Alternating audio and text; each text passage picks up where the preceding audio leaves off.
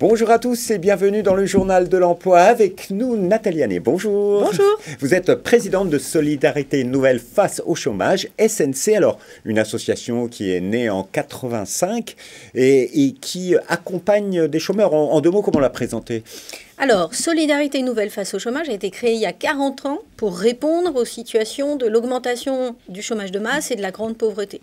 Le principe, c'est chacun d'entre nous peut aider son concitoyen, en l'occurrence, en l'accompagnant dans sa recherche d'emploi. Et la proposition de SNC et ce que réalisent nos 1900 bénévoles auprès de 4000 personnes chaque année, c'est d'accompagner en binôme ces personnes. Nos bénévoles sont formés. Et la première étape, c'est la personne qui cherche un emploi. En général, elle culpabilise, elle est angoissée, elle est perdue. Et de poser ses bagages, de pouvoir dire tout ce qui l'inquiète, tout ce qui la tracasse en confiance, et ensuite d'engager sa recherche d'emploi avec Voilà, nous. un accompagnement, un mentorat pour des personnes en recherche d'emploi. Exactement. Mais vous avez aussi un objectif global, c'est celui de changer le regard sur le chômage aujourd'hui, qui est quand même mal perçu par la société. Alors on le voit à travers les enquêtes diligentées par l'UNEDIC que de plus en plus de nos concitoyens ont tendance à penser qu'être au chômage, c'est sa responsabilité et sa responsabilité seule. Or, la réalité est bien plus compliquée que ça. On observe, et en particulier pour les seniors, mais pas seulement pour les seniors, il y a d'autres formes de discrimination, que le regard des employeurs sur certaines catégories de personnes est péjoratif et les empêche de regarder leur CV ou même de les recevoir. Et finalement, se construit un regard sur les chômeurs qui est c'est des gens il suffit de réduire leur indemnisation pour qu'ils reviennent prendre un emploi. Il suffit qu'ils traversent la rue pour reprendre un emploi. Or non, non, ça n'est pas si simple que ça. Et on peut être engagé, travailler, faire des candidatures, mais rester mobilisé, garder le moral, continuer à être actif dans sa recherche d'emploi, c'est difficile. Le temps use, on culpabilise, on déprime. Donc notre objectif, c'est de montrer aussi que le chercheur d'emploi est une personne active, comme vous et moi, juste à un autre moment de sa vie. Voilà, et c'est vos bénévoles accompagnent plein de personnes pour réussir cet objectif. Alors, chaque année, vous éditez un rapport plaidoyer avec des alertes et des recommandations. Alors, en 2022, c'était recruter mieux, améliorer la rencontre entre offre et demande. En 2023, privation durable d'emploi stable, comment s'en sortir? Et cette année, vous avez édité en septembre, rechercher le plein emploi mettra-t-il fin à la précarité? Pourquoi le choix de ce titre? C'est mettra-t-il fin à la précarité? Sous-entendu, est-ce que la façon dont on recherche le plein emploi ces dernières années, en diminuant l'accès à l'indemnisation chômage, en augmentant les conditions d'accès ou en les rendant plus difficiles et en diminuant la durée de cette indemnisation, est-ce qu'on ne cherche pas le plein emploi, mais en développant la précarité? Et c'est ça notre questionnement et c'est ça notre constat.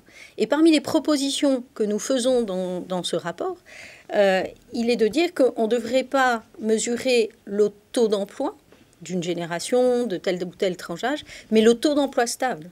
C'est-à-dire le taux d'emploi des personnes qui sont sur des contrats de plus de 6 mois, de façon à ce qu'on ait véritablement une mesure de la précarité.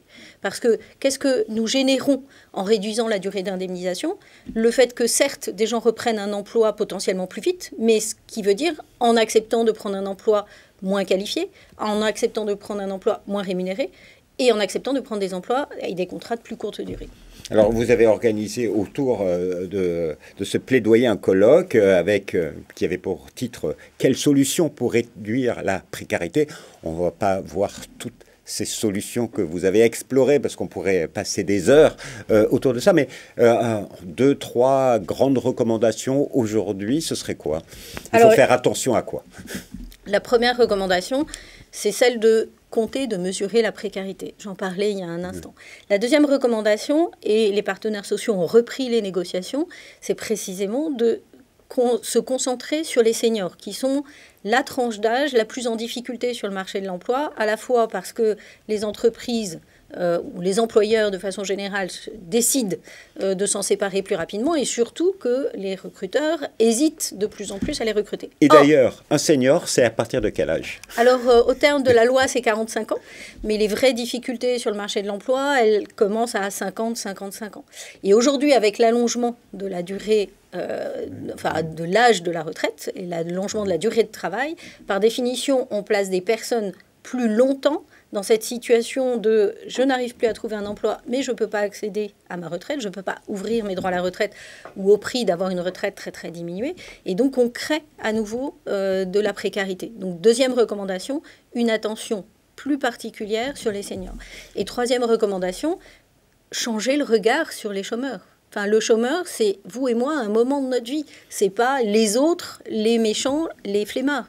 C'est des gens qui, à un moment de leur vie, perdent leur emploi pour des raisons pour lesquelles ils peuvent avoir une responsabilité, certes, mais pas seulement, pas forcément, et qui ensuite n'arrivent pas à en retrouver malgré les efforts qu'ils fournissent. Oui, parce qu'on est aujourd'hui dans une société en pleine révolution. On parle de changement de métier récurrent, on parle de devenir des salariés en permanence en reconversion et en permanence en formation.